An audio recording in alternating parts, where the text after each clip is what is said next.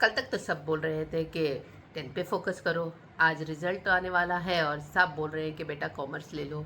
नहीं, ये कॉमर्स बहुत थोड़ा मुश्किल रहेगा, आप एक काम करो, आर्ट्स ले लो, ये इजी रहेगा। और स्टूडेंट्स बेचारे, उनको कुछ समझ ही नहीं आ रहा है। अगर आप भी ऐसे ही कन्फ्यूजन का शिकार हैं कि आर्ट्स लें, कॉमर्स लें, क्या करें, तो मैं रिकमेंड करूँगी कि ये मेरा वीडियो एंड तक देखिएगा प्लीज़। व्यूवर्स, अस्सलाम वालेकुम, welcome back to my channel blessed Binny 2810। आज की ये जो मेरी वीडियो है, ये जो हमारी सीरीज़ ऑफ वीडियोस और गाइडेंस वीडियोस चल रही थी कि 10th के बाद स्टूडेंट को क्या लेना चाहिए, इसकी फाइनल और कंक्लूडिंग वीडियो है। जो हमारे दो बड़े स्ट्रीम्स थे, कॉमर्स और आर्ट्स, जिस पे हमने प्रीवियस वीडियोस में नहीं बात की, आज मैंने सोचा कि इस पे बात करके ये गाइडिंग वीडियो कंक्लूड करते हैं। दूसरे सब्जेक्ट्स और दूसरे टॉपिक्स पे हम लोग फर्दर वीडियोस बनाएंगे। तो कॉमर्स पे पहले बात करते हैं। बच्चों, अगर आपको बिजनेस अच्छा लगता है, आप चाहते हैं कि आप फ्यूचर में बिजनेस करें, आप चाहते हैं कि आप कंपनीज़ में, बड़ी बड़ी मल्टीनेशनल कंपनीज़ में फाइनेंस पोजीशंस पे काम करें, सीएफओ हो, ऐसे अगर आपका जॉब ड्रीम है, आप चाहते हैं कि आप चार्टर्ड अकाउंटेंट बने, आप चाहते हैं कि आप कंपनी सेक्रेटरीट करें, और अगर आपका ड्रीम है कि आप एमबीए करना चाहते हैं, तो commerce is the option. Commerce आपको लेना चाहिए, क्योंकि ये आपको बाद में जाके बहुत हेल्पफुल रहेगा।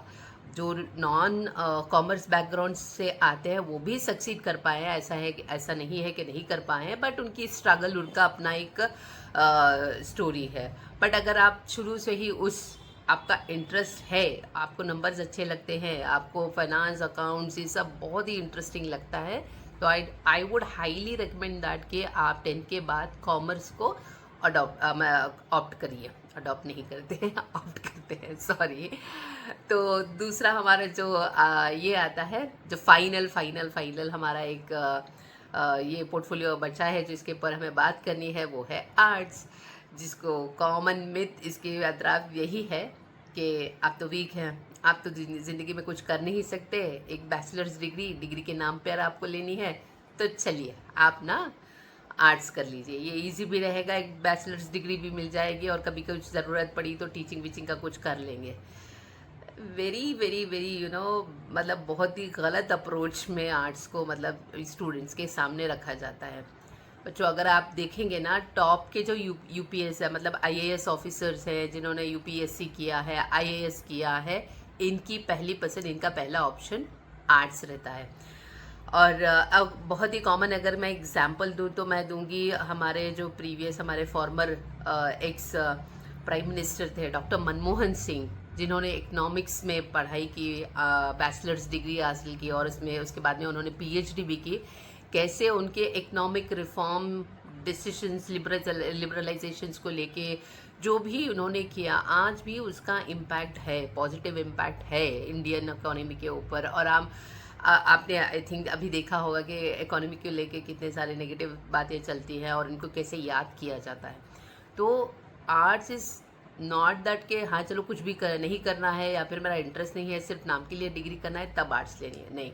अगर आपको हिस्ट्री अच्छा लगता है, ज्योग्राफी अच्छा लगता है, आपको पॉलिटिकल साइंस अच्छा लगता है, पॉलिटिक्स आपका बहुत इंटरेस्टिंग सब्जेक्ट है, जर्नलिज्म में आपका बहुत ध्यान जा रहा है कि मुझे जर्नलिस्ट बनना है, टॉप के आप जर्नलिस्ट को देखिए, जैसे कि मिस्टर रवीश कुमार, इनको वगैरह, इन्होंने सब ने आर्ट्स में पढ़ाई की है। आपकी स्ट्रेंथ क्या है, आपका फ्यूचर गोल क्या है, तो interest plus strength plus future goal will be the deciding factor कि आपकी स्ट्रीम, आपकी पर्टिकुलर स्ट्रीम, आपका ऑप्शन अभी आगे चलकर क्या होगा। तो और ये एक चीज़, अगर आपने अभी ये डिसीजन लिया भी है, तो ऐसा नहीं है कि मतलब यही चीज़ मतलब आगे चलकर आपको कन्फ्यूजन ख़त्म करने के लिए मैं बस बच्चों से एक ही रिक्वेस्ट करूँगी, कभी भी आप डिसीजन लो तो आपका एक जनरल रूल होना चाहिए कि मेरा इंटरेस्ट क्या है, मेरी स्ट्रेंथ्स क्या है, और मेरा फ्यूचर गोल क्या है, क्या मैं अपने आप को आगे देखना चाहता हूँ। ये तीनों डिसाइडिंग फैक्टर्स रहेंगे आपको एक डिसीजन पे पहुँचने के लिए।